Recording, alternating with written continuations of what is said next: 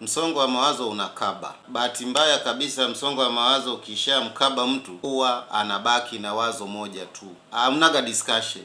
Unaona mtu anaamua, anachukua maamuzi ambayo wewe kwa kawaida, ambayo afya yako ya akili iko timamu, unaweza ukasema kwamba ni maamuzi magumu kwenda kujiua, lakini kwa mtu anayepitia msongo wa mawazo, kwake sio maamuzi magumu, yaani ndiyo maamuzi best.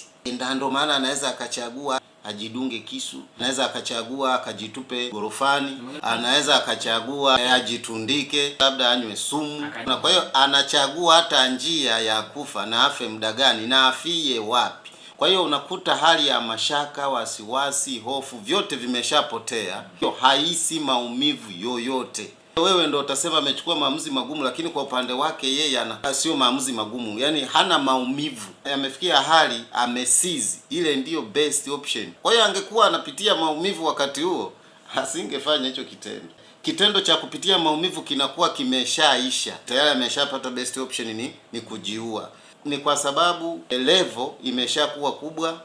Ni kweli anaona amekosa majibu.